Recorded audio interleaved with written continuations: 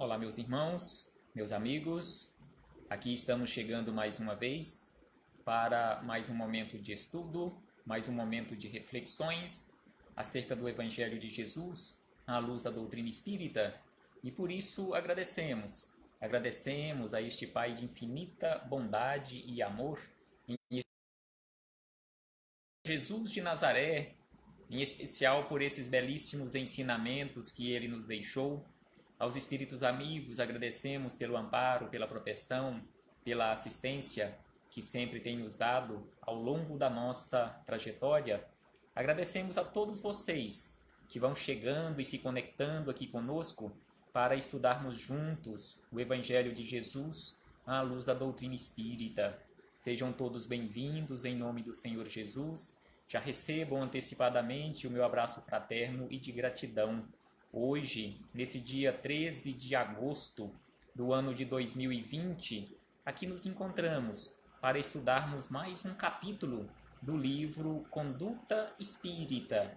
E hoje o capítulo é o de número 19, em que o espírito André Luiz, através da mediunidade de Valdo Vieira, nos traz aqui belíssimos e profundos ensinamentos acerca de uma turminha que, via de regra, nós reclamamos muito deles e, via de regra, nós não nos incluímos nesta turma tão complicada, que dá tanto trabalho. Então aqui, André Luiz nos traz lições em relação aos parentes. Então aqui ele nos diz de que forma nós devemos ou deveríamos nos comportar perante os parentes. É o título do capítulo 19.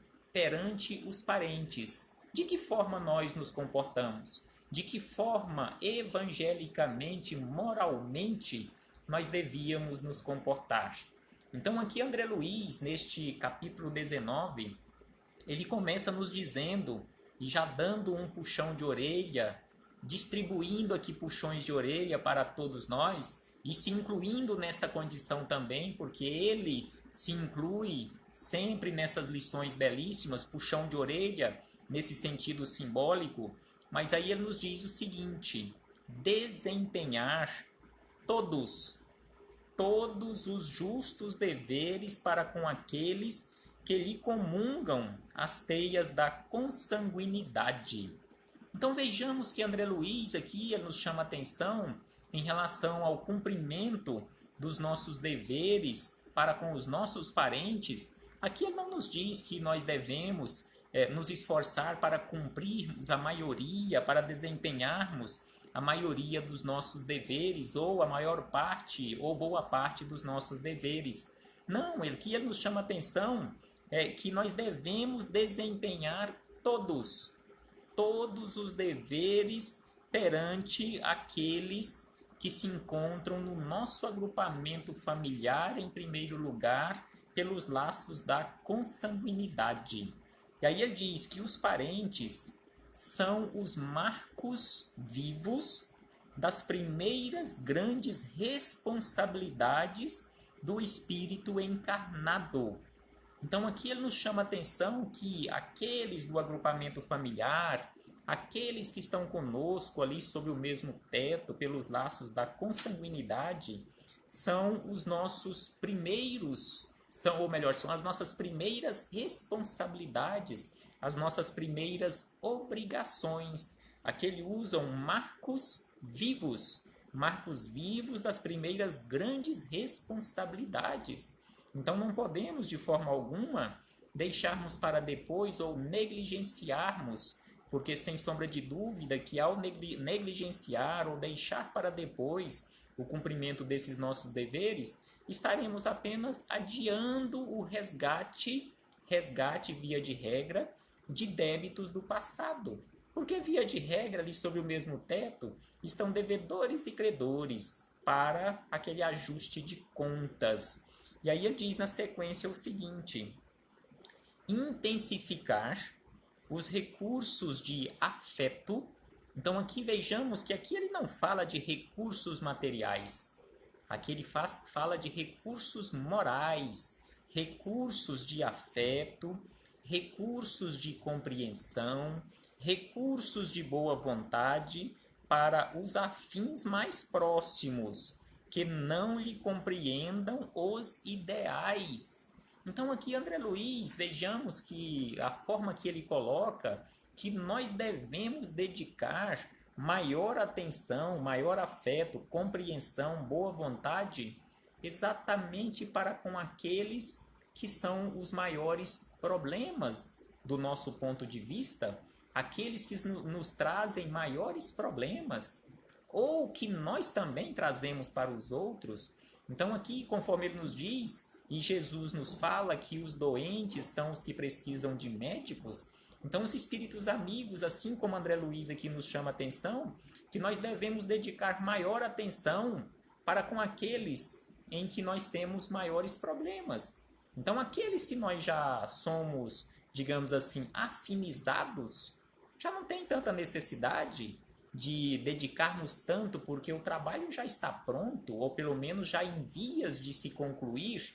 Agora, conforme os espíritos amigos nos chamam a atenção, que devemos sim dedicar maior atenção, e André Luiz aqui repete, para com aqueles que ainda nós não construímos esta afinidade, para com aqueles que nós ainda não aceitamos as diferenças, igual o Eudes está falando aqui, que os parentes são os necessitados mais próximos. E aí André Luiz, ele fala exatamente sobre isso na sequência, que o lar constitui cadinho redentor das almas endividadas. Então, sem sombra de dúvida que o lar nosso aqui na Terra, em especial no mundo de provas e expiações, é um local de lutas constantes, não de luta no sentido de ficarmos brigando e termos que ficar brigando. Não, igual ele fala aqui, um cadinho, aquele local redentor das almas, onde vai burilando pouco a pouco, aparando, conforme se diz no linguajar popular, aparando as arestas.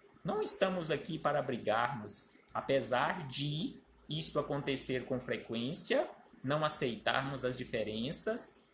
Não é pelo fato de estarmos aqui falando acerca do Evangelho, falando acerca desses belíssimos ensinamentos sobre família, que eu já tenha resolvido os meus problemas para com os meus familiares, para com aqueles com os quais eu tenho laços de consanguinidade aqui nesta existência, também tenho problemas a ser resolvidos. E estamos trabalhando por isto e para isto. É exatamente por isso que falamos constantemente acerca do Evangelho de Jesus. E conforme sempre repetimos, não estamos aqui falando para vocês. Todas essas lições que estamos constantemente falando e repetindo aqui e em outros lugares, é em primeiro lugar para mim mesmo. Eu sou o mais necessitado de todos, de ouvir esses ensinamentos, internalizar esses ensinamentos e me esforçar em colocar em prática. E André Luiz nos diz na sequência, dilatar os laços da estima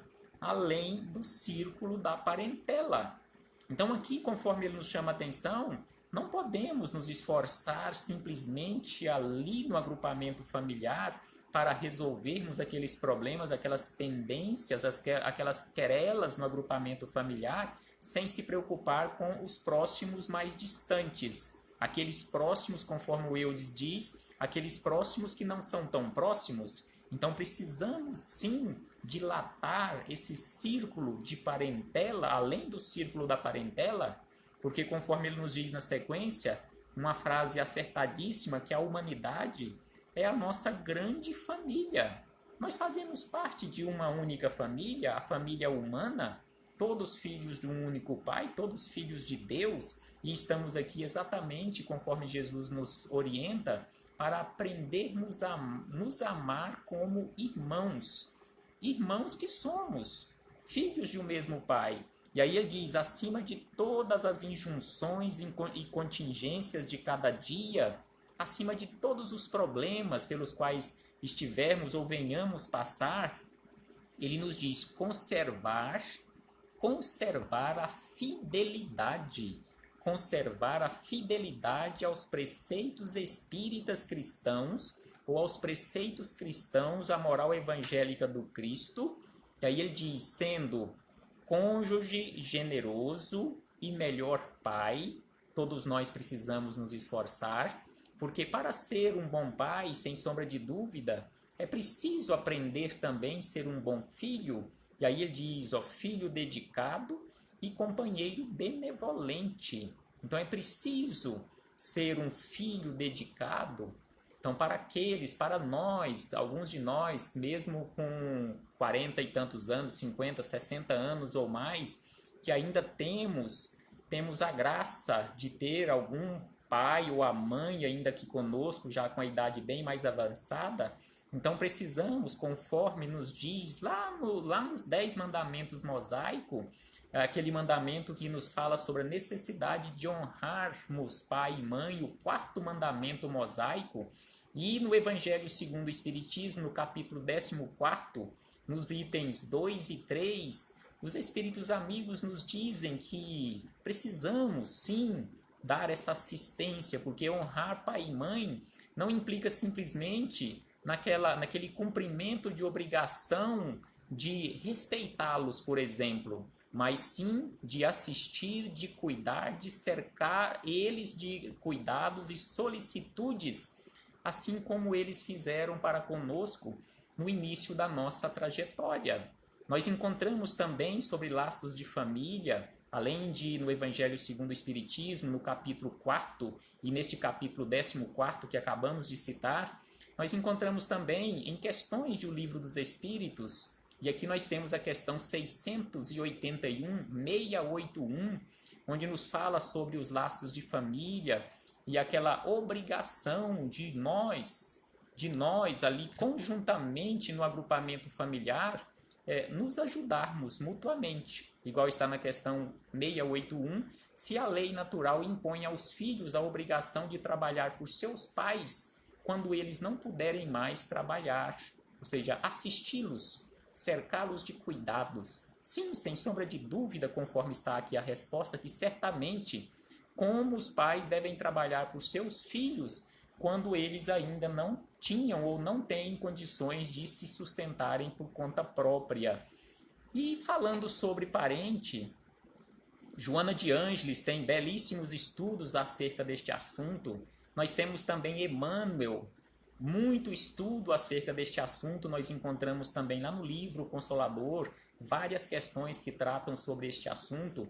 Em várias lições dos livros que fazem parte da coleção Fonte Viva, também tem vários estudos sobre este assunto, e aí destacamos um estudo que nós temos no capítulo 156 do livro Fonte Viva, que tem exatamente como título Parentes, onde Emmanuel ele traz reflexões acerca de um versículo da primeira carta de Paulo a Timóteo, que é o mesmo que André Luiz destaca no rodapé desta mensagem que estamos estudando hoje, aqui a mensagem no capítulo 19 do livro Conduta Espírita. Então, Emmanuel, ele nos fala da seguinte maneira acerca dos parentes, quando ele começa as suas reflexões, lá no capítulo 156 do livro Fonte Viva. Ele nos diz o seguinte, que a casualidade não se encontra nos laços da parentela. Então, como nós sabemos, e ele usa aqui corretamente, não existe no vocabulário divino esta palavra, acaso. Ah, não, eu estou nesta família por acaso, eu nem queria nascer nessa família, eu não pedi para nascer nesta família. Realmente você não pediu para nascer nesta família que você se encontra hoje e que talvez tem tantos problemas, você implorou. Conforme os espíritos amigos nos informam constantemente, via de regra, nós imploramos em lágrimas, de joelhos no mundo espiritual, para retornarmos mais uma vez neste agrupamento familiar onde nós nos encontramos e que a maioria reclama de estar naquele agrupamento familiar. Paremos de reclamar e agradeçamos e, principalmente, aproveitemos esta oportunidade, conforme nos diz Emmanuel na sequência, que impelidos pelas causas do passado a reunir-nos no presente, e é indispensável que nós paguemos as nossas dívidas, os nossos débitos com alegria, a fim de que venhamos a solver nossas dívidas para com a humanidade.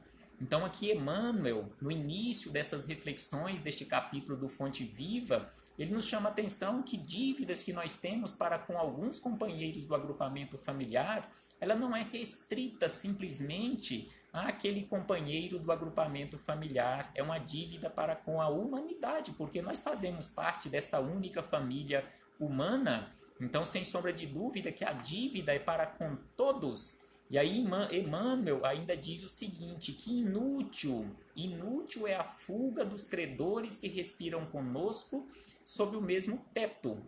O tempo, se nós fugirmos, conforme ele nos diz aqui, o tempo nos aguardará implacável, constrangendo-nos à liquidação de todos os compromissos.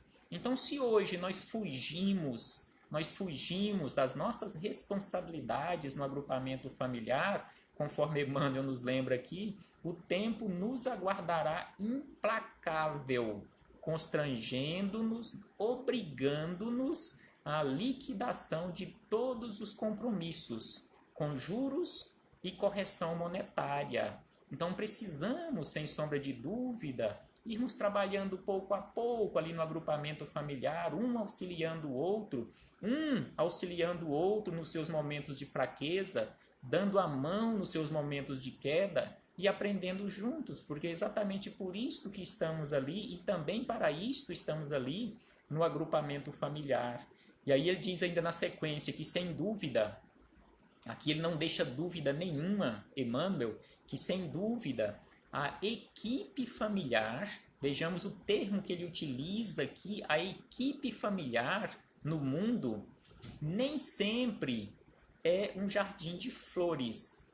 Então a equipe familiar, ali o grupo familiar, nem sempre é um jardim de flores. Por vezes é um espinheiro de preocupações e de angústias, reclamando-nos sacrifícios.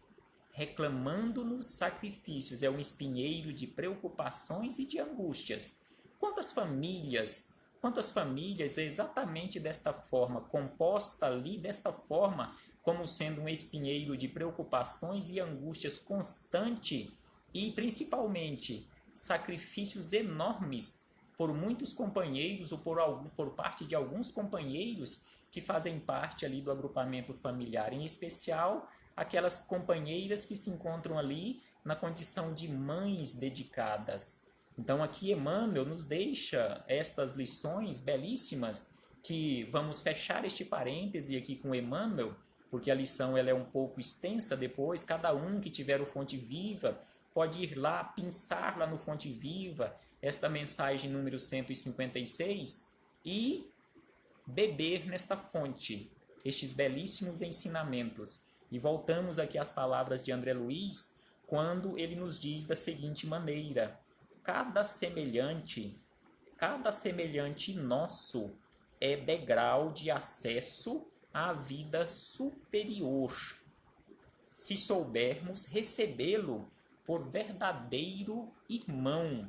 Então vejamos que André Luiz nos diz que cada semelhante nosso é um degrau de acesso à vida superior.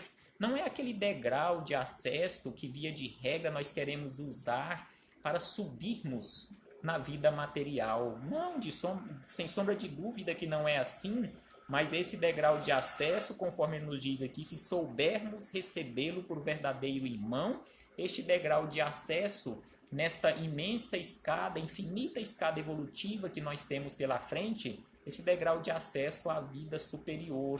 E aí ele diz ainda que melhorar sem desânimo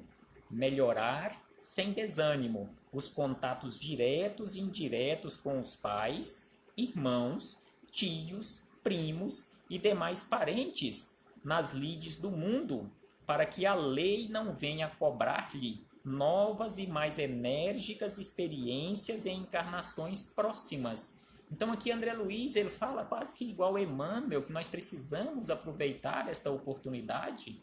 Eu com certeza tenho muitos problemas para serem resolvidos em próximas existências, se realmente tem esses compromissos para com esses outros parentes, igual ele fala aqui, no caso aqui tios, primos e demais parentes, porque a minha família consanguínea ela é bastante extensa, bastante grande, e neste caso aí tem parentes meus aí mais distantes, igual no caso aí na figura de primos, que eu nem os conheço.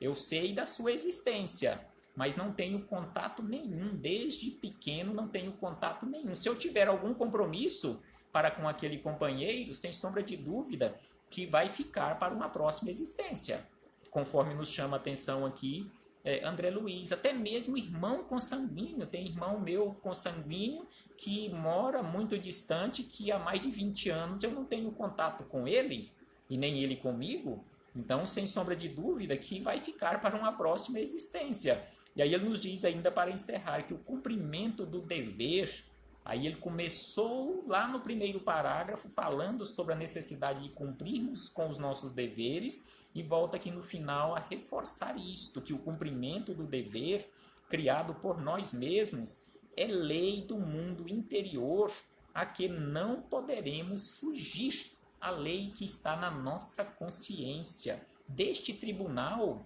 nós não conseguiremos fugir, porque ela está na nossa consciência, porque é a lei de Deus. Como fugir desta lei natural que está gravada na nossa consciência?